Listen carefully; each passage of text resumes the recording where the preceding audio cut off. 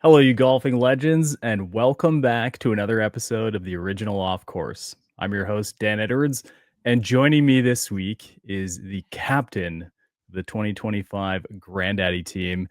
You might know him on the forum if you follow along at all as amarkabove. He's known in the real world, if you will, as Andrew Mark Wilhelm. It really trips me up, dude, because it's amarkabove, but it's Andrew Mark. Like I can Yep. hardly handle it. I'm just gonna call you Marky Mark at this point. Sure. Why not? I'm leading the funky bunch, so why not? Hey man, welcome to the show. Thanks for having me. Yeah, dude. This was a really fun sort of last minute idea. I was kind of hoping to bug you closer to game time since you guys go to Cali here in about a month's time or so. I guess Yeah, less than a month yeah, like now. 3 weeks, I think. So actually, I guess it works pretty well. It's been a big buildup for you. It has. It definitely Yeah. has. I think best way to get this thing going is everyone wants to know who you are. And I know shout out to Muchy, much more or Chris Much, if you will, if you're like a normal person who interacts on social medias.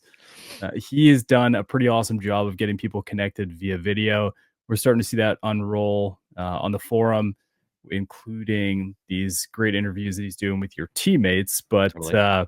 yeah, I think we'll do it here as well. I'd love to talk a little bit about your history in the game of golf, where you came from, what it is about golf that you're into. Sure, totally. I got into golf as a kid. My dad played, my grandpa played. So I just started like wanting to play with them. My grandfather was an avid golfer, and he was the most unorthodox golfer I've ever seen. He never stopped moving. Like I think his pace would have put the group ones, the JBs to shame. Like he didn't. Not only did he not take a practice shot, he would not. He would in one. It was like slow motion Happy Gilmore. That's the best way I can describe it. He would like walk up, add, and swing as he was going. Wouldn't hit it far, but would hit it straight and just would go. So I played as a kid, played a lot in high school. My neighbors worked at a local golf course in Michigan where I grew up. So we would go in the summers and just because we got on for free and horse around. And I fell in love with it then. It sort of fell away while I was in college and the years after by nature of I work in theater, so I bounced around the country and it was kind of hard with early career schedules. Fast forward to 2023, I'm in Rochester, New York now. The PGA Championship was coming. My brother-in-law is in the PGA professional program, Okay. so he was getting free tickets because he was at that point he had finished level one, and they were coming up to visit anyways. Like they made a whole trip out of it to come visit, and then we went. And my in-laws are all avid golfers, so I was like this, and I had been thinking about for a little bit. This would be a good time to get back into it. So bought some clubs, bought a Callaway Edge set from not from Costco. I bought it directly from Callaway pre-owned, which was awesome. Um, we actually didn't end up playing. We went to all 4 days of the tournament. Ended up not being able to play because the day we were going to play it rained because it's Rochester, New York. But then I had the clubs and I started going out by myself, and it all started slowly coming back to me. And I needed that set didn't have a bag. It was just a box of clubs. So I needed a bag. That led to internet searching. And that's actually how I found THP was by finding the Hyperlight Zero thread from 2022, 2023, that Grandaddy team um, had received. So I like fell from that review into that thread, and more I read, I was like, this place is awesome. I need to sign up for like I need to and then I lurked for a while and then eventually like started posting, and from there, like the golf journey has become fast and fast and furious. I fall into hobbies really hard. Yeah, I get a sense of that. I mean, you got a social media full of photography and guitar playing, which I get a sense that is something you probably enjoy doing as well. I gave up on that long ago, and I realized I wasn't the second coming of anything, really. Oh, I'm, neither am I. I just enjoy messing around with them. I occasionally for work I'm a sound designer and audio engineer. So the guitars are an excuse sometimes if I'm making sound effects. I'll do weird things with them and pedals and create things that don't sound anything like guitar. So the the creative side is what I love about that. So that's but I fall into hobbies hard, and I fell into golf hard. And honestly, I fall out of hobbies pretty hard usually, but having THP has I would have fallen out by now if I didn't have THP, and now I'm in it. Like, Really? yeah, Well, I had the privilege of hanging out with you. Is that a year ago? Just over a year ago just now? over a year ago. Yeah, That's crazy. Up right. in New Jersey. What a spot that was. It was awesome. And so we got a chance to go play Hidden Creek. Super fun time, and had a lot of fun banter during that couple days that we were up there. And I didn't realize at the time that your golf story was so brief at that point. Like, the Yeah, idea that that amount of time that's gone by has effectively now doubled your time back in golf, which is crazy to me, pretty being much. that I've been, like, desperately obsessed with this game for many decades. But it's also a great representation of what the hacker's paradise is. We are a place that, affords any golfer the ability and right to come and share their story and their perspective and not be treated poorly, which, let's be honest, is a pretty uncommon thing in this world. It's very rare. And I will say, like, in the time between playing in high school days and now, like, I was still an avid. I watched golf a lot still. I was watching majors every year and the Ryder Cup. I wasn't necessarily watching weekly like I have been the last couple of years because, again, I fall into hobbies hard. But I was definitely still following golf. So what was the holdup? You mentioned it's challenging with all the travel, and I understand things cost money, and Yeah, the fastest things to go are the things that are oftentimes most expensive. But was it hard for you with, to not participate despite still being fond of the game? a little bit. Part of it was always theater schedules make no sense, and not a lot of people in that world um, are golfers or do anything with sports. I'm kind of a rarity in the theater world where sports are something else I truly love. Um, so just not having anybody to share it with and go out and play with, and because I'm moving all around the country, like, not close. Like, when I would go home, I would, if I went home in the summer, which was rare because of the schedules, I would play with my dad then. Oh, cool. So I guess I didn't give it up completely, but I didn't have my own set of clubs and I didn't play regularly like I am now. Yeah, I mean, I get a sense you're a pretty big sport guy. We hang out in a couple different threads together on THP. It's not all just golf and what did you have for dinner today? It's pretty much all encompassing. You talk about the anything that sort of exists in your world, and you find like-minded individuals to either agree or argue with, Absolutely. if you will. I believe, sadly, you're a desperate, happy, mad Detroit sports fan at this point. Happy Matt is the best way to describe all Detroit sports fans, I think, all the time. Yeah, I mean, I love this moment for your hockey team where you were quite terrible for the last couple of years, respectfully, because you've been Yep. battering my favorite teams for a couple of years or decades, if you will, at this point. Sure. So, yeah, so filling up the time, does golf on TV have a lot of space for you there? It does. I think because the it's a different, I mean, it's obviously different time. Usually it's a afternoon, summer, weekend thing. Especially because my weekends are usually in the winter times. I got, like, Premier League soccer running also. The TV is almost always on and it's almost always sports. Even if I am watching a movie or something, odds are I have another screen open with something on mute sports wise. I'm kind of a psychopath that way.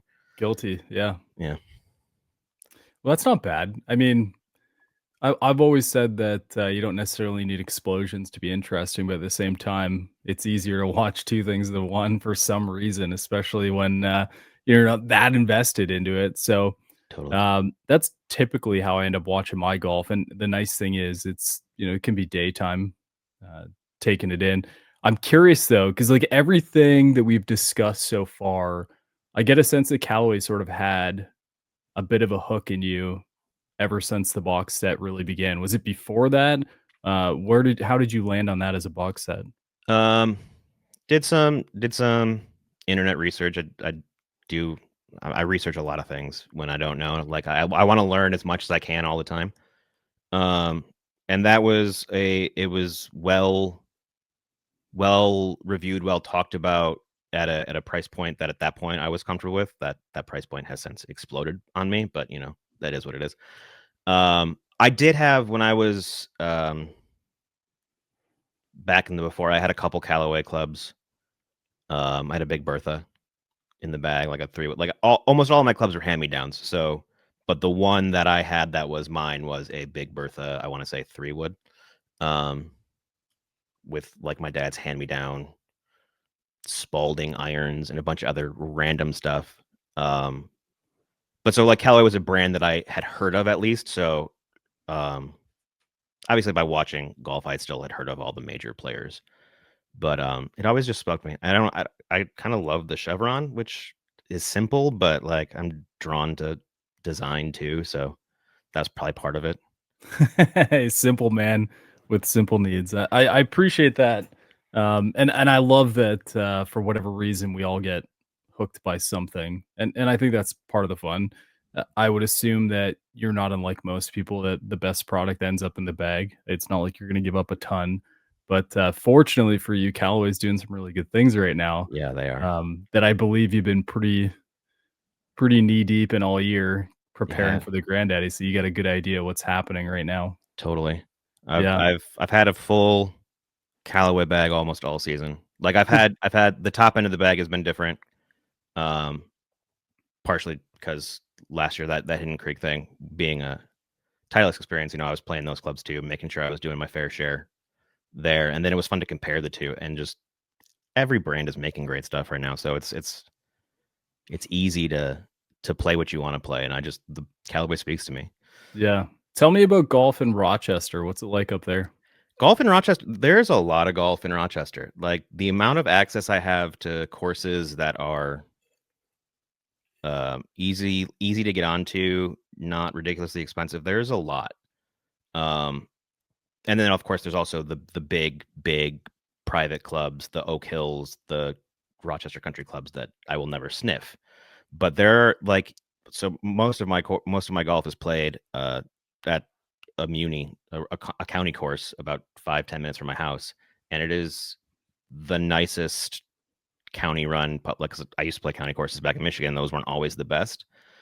And when I lived in California for 5 years, I got onto a course once, and it was terrible.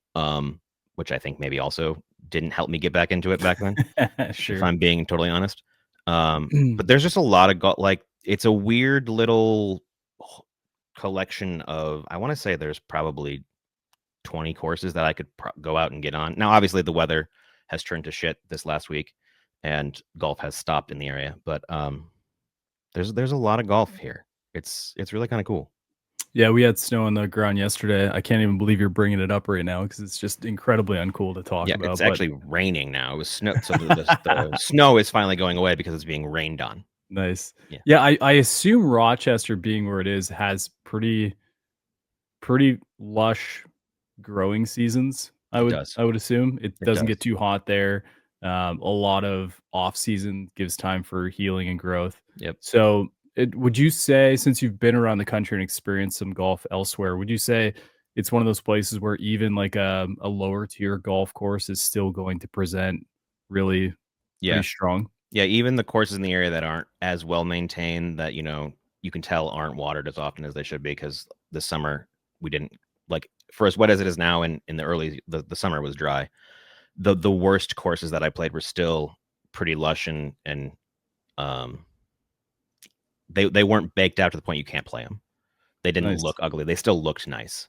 Nice. Yeah, it's always fun talking about the different, climates, and what the I would say the worst thing, at least here in Ohio, is typically, they'll let the greens get a little long and bumpy, and that's usually the big teller, or they don't put a lot of fertilizer down or whatever it might be, uh, and you get some clover buildup. So Yeah. I would say those are, like, the 2, other than, like, maybe we just don't have bunkers on this golf course, not a bad plan, but I mean, my main course only has one little bunker on 18 that I think I've been in exactly once.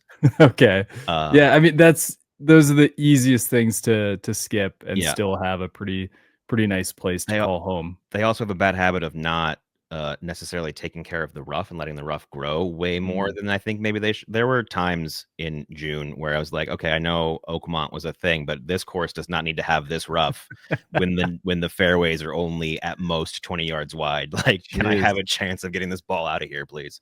So, I've talked to a number of guys from up in that area, just generally speaking, New York, Pennsylvania, like Northeast Ohio, and it seems like the conversation ends up being like, I play a very tree-lined golf course.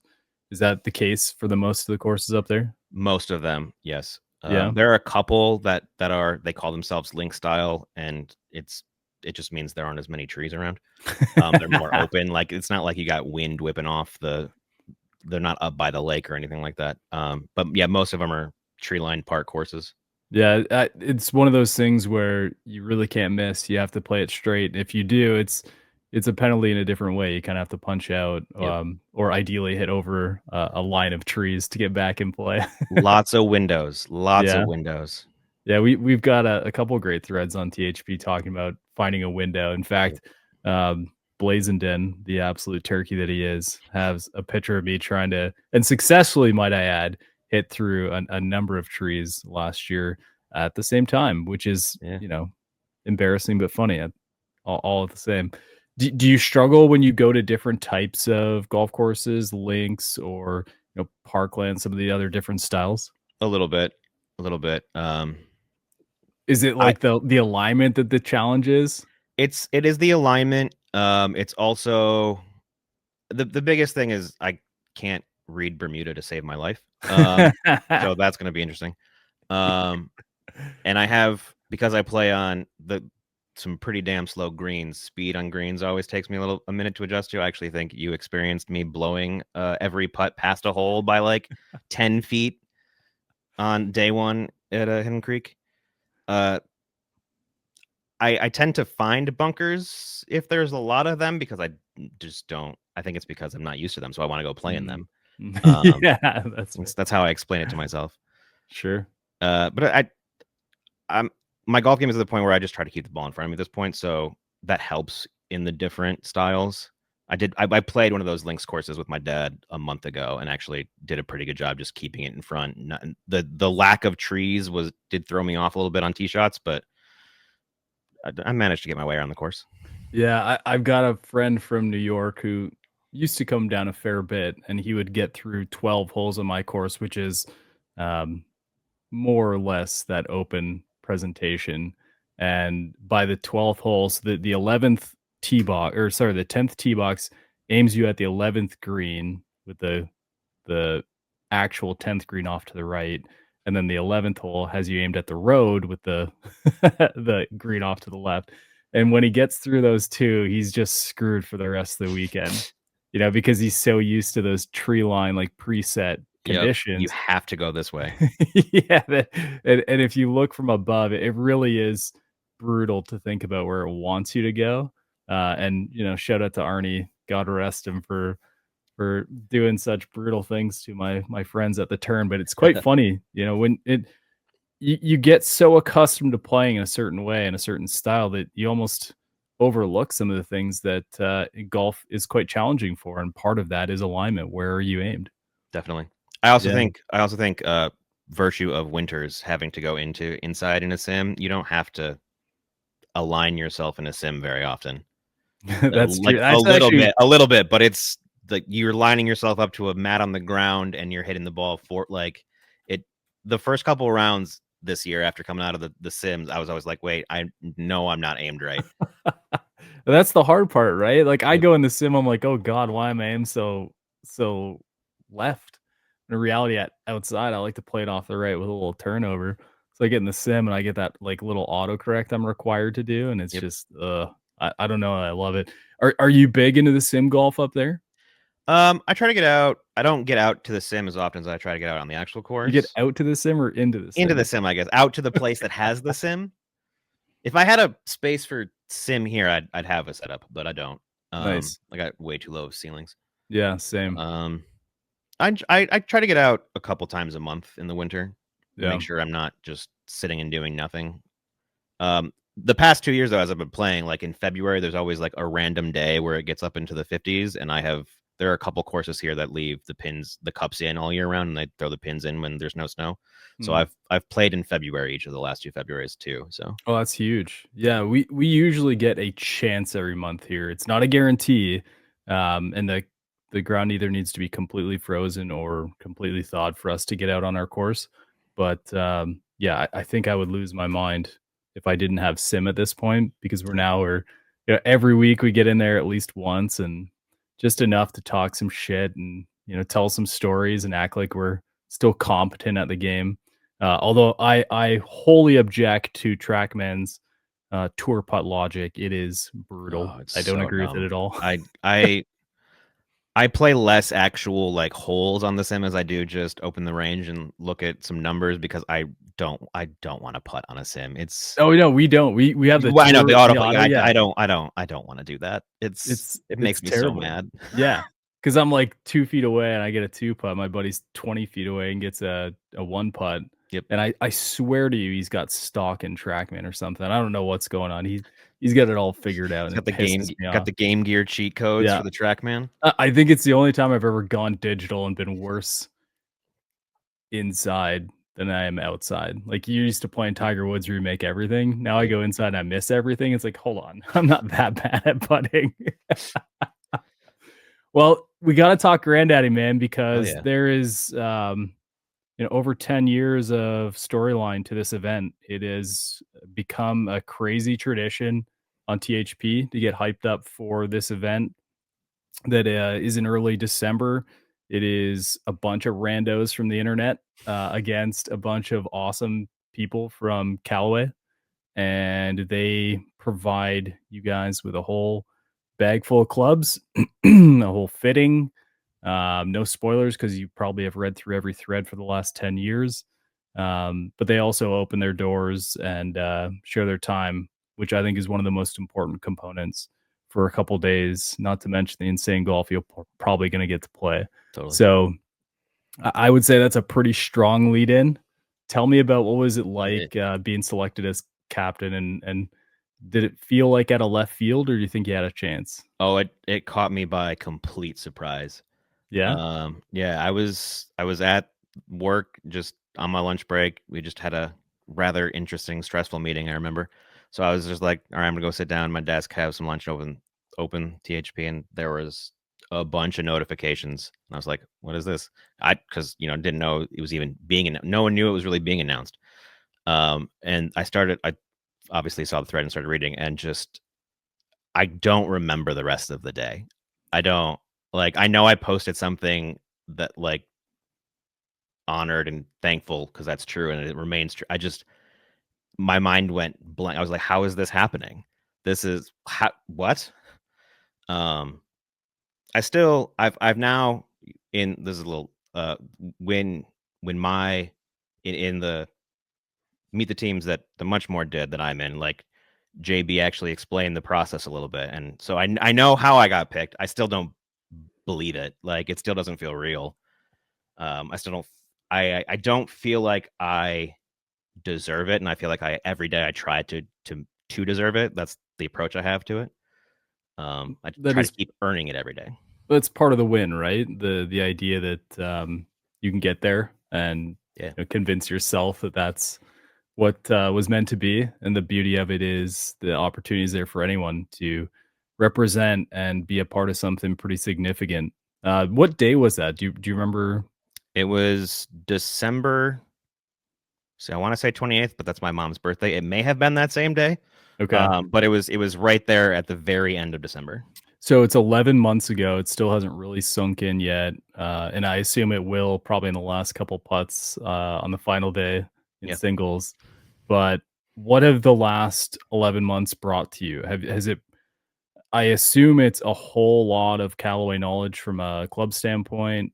You've also added an entire team worth of people Totally. around you. How has it evolved?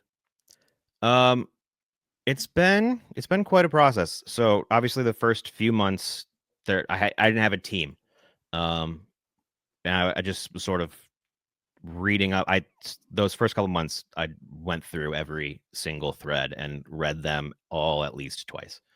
Jeez. Um, And you said thread. The live threads, the We're talking Granddaddy about live live threads. threads that traditionally have somewhere between 15 and 20,000 posts in Yep, them. yep. It was not a slow process. It took those couple of months. The first few years um didn't take, like, obviously they weren't as big, and it's very sad that all of the pictures are basically gone. Which is sad to not be able to see those, and I'm sure for the people who live those, it's sad to not have those experiences immortalized there, but it also helped, like, me kind of put a picture in my own mind of what I think it could be, which was kind of Mhm. fun. And then there was the last couple that I read the most heavily because obviously they're the closest ones. Um, and I joined in 23. I had tried to follow the 23 thread live. It learned very quickly that it was never going to happen for me that year because I just was not experienced enough. Even last year's, I did a much better job, but it's those threads. It's impossible to state how hard they are to keep up with. Mhm. But also going back and rereading all of them is always it's an incredible thing to read because everybody loves it for good reason. There's not a single person in that thread who doesn't enjoy, who isn't living and hanging on every update from the team and just also talking with each other while waiting for the next update from the team. There's nothing else like it. Um, and especially because it's spread out in a way different than other live threads by virtue of the way the event is Mhm. over 4 days as opposed to necessarily two. That there's it just I think it's the community at its most communal. I love it. Interesting, yeah.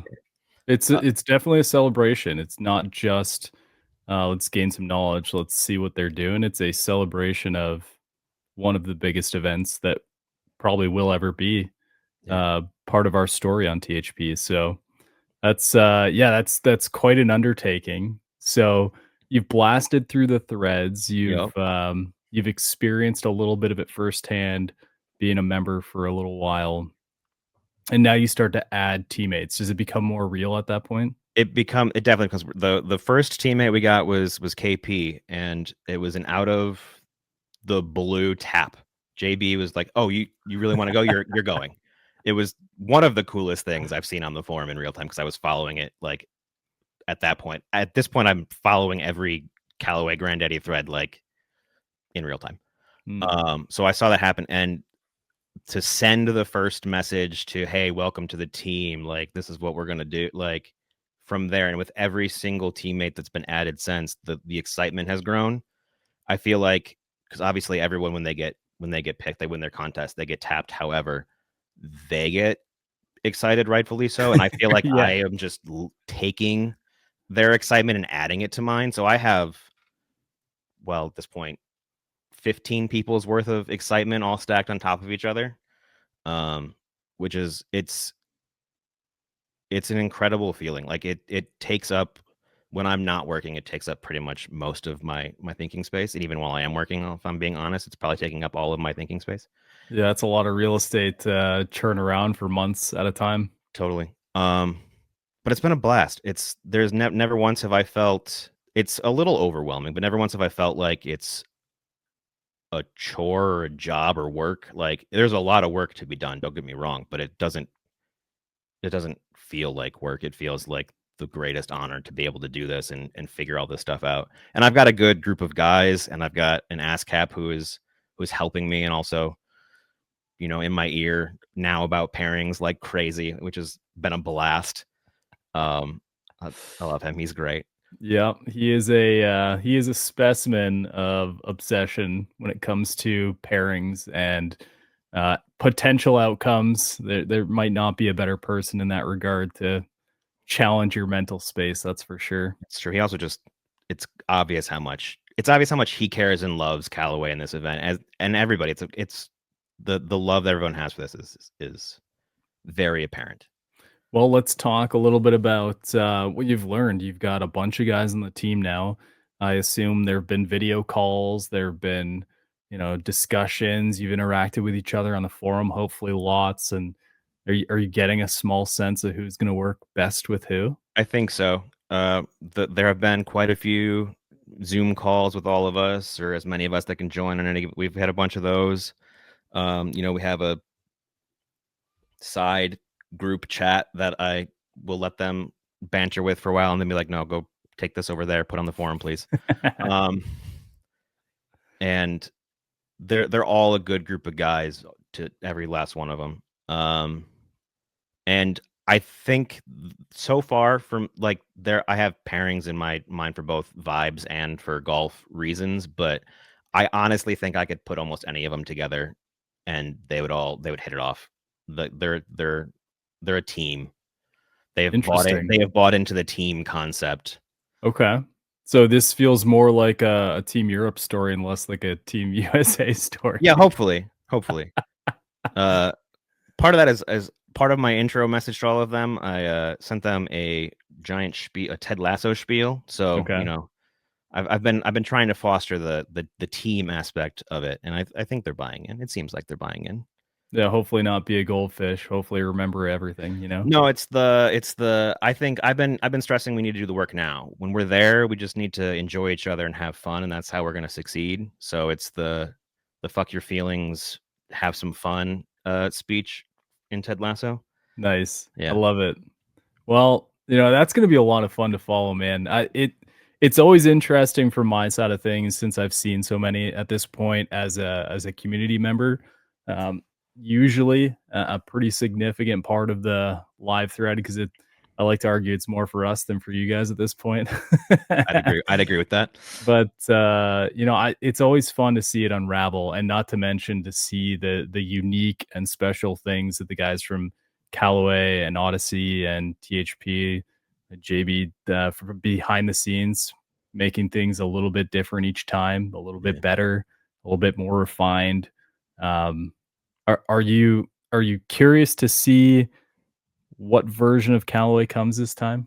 I am very it's actually the biggest question I have right now is who's coming from Callaway, because Okay. obviously we know Finley just had his procedure, and I love that happened for him, and he's healing, he's resting up, but he's not going to be there.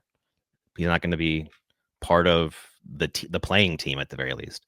Hmm. So there's a big old unknown from everything that there's a curveball already. So it'll be like the biggest question is whoever is taking over the captain duties for Callaway going to stick with the same styles of pairings, or are we going to see pairings? Like, is it going to be a lot of team members from Callaway that we've seen in a completely different makeup? Um, and just what that's going to be like. It's all a little bit of an unknown, which I actually think is really exciting. Yeah, it's cool, man.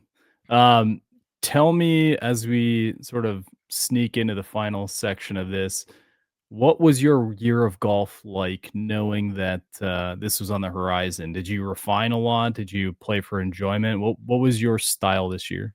I I played with, I think, a lot more intentionality, uh, of making sure I wasn't just going out and playing for the sake of playing. Like, I was still going out for enjoyment. It's the greatest escape that I have found that I have. It's the one thing I can do and not think about work or anything else. I can just focus on golf.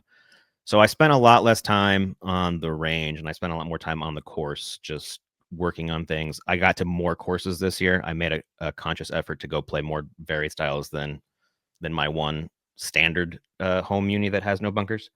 Um, I also traveled a bit and got to play in a couple other states. Like, I saw some different golf, which was helpful.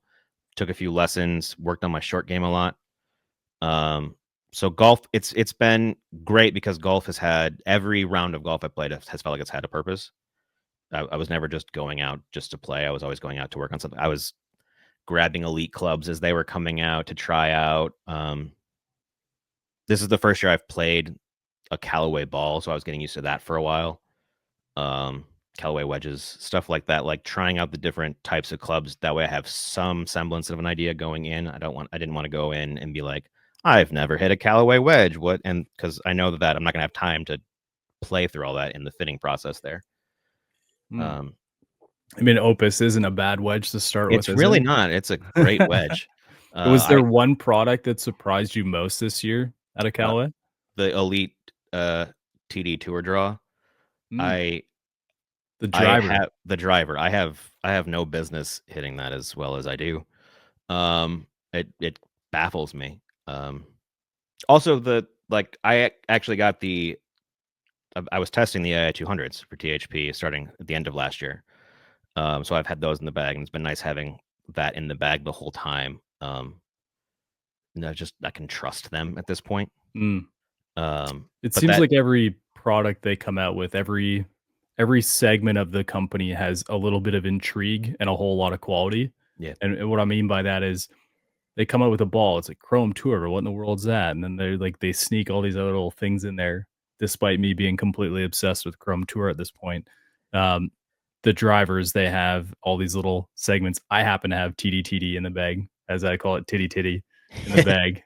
And it gives me a little smile before I put a horrible swing on it and get more out of it than I deserve.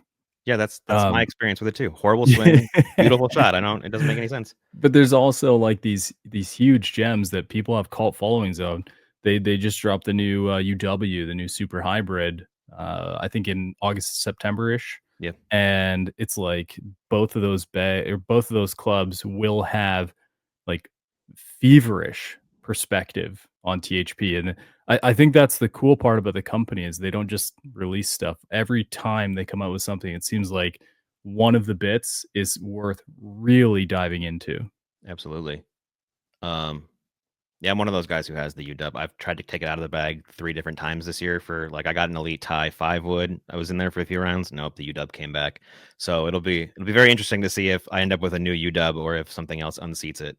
Yeah, I uh, I love that club. ECPC is gonna tell you a lot of things, isn't it? Yep. I've also learned like I've gone through the whole range of balls this year. I started with Chrome Tour, played the Triple Diamond for a while, and now I've actually surprisingly to myself settled on the X.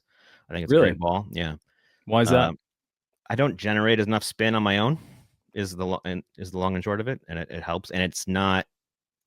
I always thought because my biggest miss is off the tee with too much right usually, sometimes too much left if I get really really aggressive with it. Okay. So I always like in my brain, without the proper knowledge, I thought, well, a lower spinning ball will help mitigate that. And to some degree, that's true. But I've found that I don't see the miss isn't any bigger with the X as it is with the regular Chrome Tour. And I Interesting. get more greenside spin, which helps me not blow the ball through the green if I come out a little low, which Interesting. can happen. I went from Chrome Soft to Chrome Tour this year. It has a lot to do with a little bit lower iron spin. I've really brought it back a little bit. It gives me more control there, and then the green side is just different, man. I've been having so much fun hitting these little touch shots, and it's like I'm used to the ball, like, landing soft and sort of rolling out a little bit, not really getting to play the low spinners, and I mean, Chrome Tours really let me get creative, which is fun. I mean, it's different, and, not to mention, I'm curious about this because you seem like a guy who likes his stuff, so, I do. um, all these new balls are coming out with the different logos on them, and the it's not necessarily triple track anymore, really. It's just, like, the visuals on the golf ball. You've loved that, don't you? I do love it. I've got a bunch of them. I think our favorite release of the year is the same as the Quail Hollow, the PGA Oh, ball. It's unbelievable. such a good ball. It's the colors, man, the baby Yep, blue and the dark it blue, works so good. little hornets on there. I've got, like, the little hot dogs with me Yeah, right now just hanging out. I Um got there's the Trash Talk set I have. Grabbed a Happy Gilmore set. Yeah, I've got a whole bunch of them. Yeah, how much fun are those? They're a lot of fun. And I do love that I can still play the Chrome. Like, yes, the X helps me, but the Chrome Tour is still a great ball. Yeah. Um, it's not that much of a difference to matter to a person of my skill level, and they're fun. They're Well, just so much fun. I wanna give you a chance. If there's something you wanna be remembered for after this year, what is it? Oh man. Well, I want to be remembered for being the second captain to bring home the belt, and Oh, they've won that before? yeah, yeah, yeah. I want to That's experience the walking through the airport. I'm sure the you could tell me all about it. the complete surprise, of the entirety of the last day, yeah. Yeah. Yeah, that's a good one. And I also want to be remembered for bringing it back and having another team get to experience this. That's the end. That's the biggest goal for us is to make sure that we do our job both at the event and after to make sure that it comes back. Because Yeah, continue like to keep the Callaway conversation flying, which it always tends to do, no post one Grandaddy. no one deserves to do this, and I want as many people to do it as possible. It's unreal. Awesome. Do you have any like little bits of shit talk for Callaway or quick shout outs from the team or to the community as a whole before we wrap? Uh, I don't know if I have any shit talk because I mean I don't know. I don't know who I'm playing. I mean I probably know who I'm playing, and he's probably gonna he will hear it if I end up winning that match. Who's that? I'm assuming I'm gonna end up playing one Mr. Austin Tudor. I'm Yeah, assuming he's he's pretty taking good over, at and golf. he's very, very good at golf. So if I win a hole, I may start chirping. Who knows? Harps off, boys. But the thing I keep coming back to is just great gratitude. Thank you to everyone at Callaway who does this for us. The Hideaway. I can't wait to meet Al. That's one of the things I'm looking forward to the most.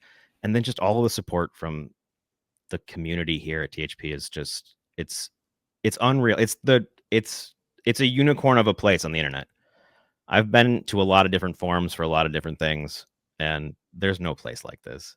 Yeah, Not one. I would definitely like to shout that out a little louder if we can, because not all the audience comes from the forum. There's Totally. there's quite a bit outside of that. And I think what people don't realize is there are places you can enjoy this game with like-minded individuals. The forum is an unbelievable place to do it.